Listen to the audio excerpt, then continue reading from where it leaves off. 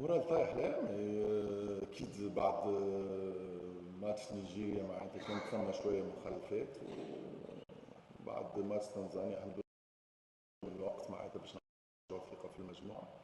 اكيد الجانب الذهني مهم جدا معناتها، ولاحظنا حتى في المباراه الثالثه نسبيا لكن ليس التحرر اللي نحب عليه.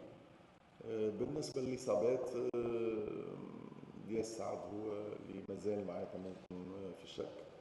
ان شاء الله العاشوري يتدرب امس واليوم يتدرب معناتها ان شاء الله باذن الله معناتها نجموا نعملوا عليه من اللاعبين هذوما. اذا كان الاطار الطبي عطانا الجرين لايت.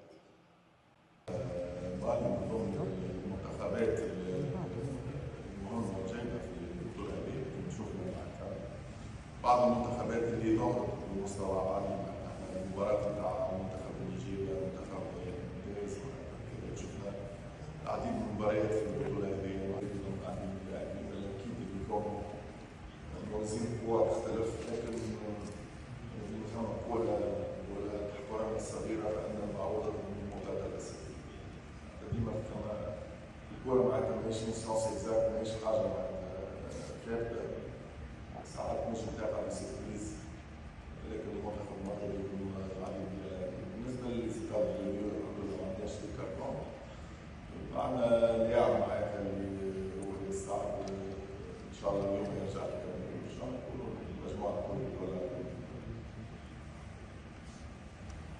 عندنا مجموعه من اللاعبين والاطار الفني والناس المحيطه بالمنتخب اكيد الكون ما احناش راضيين على الاداء الهولندي، ان شاء الله معناتها يكونوا افضل.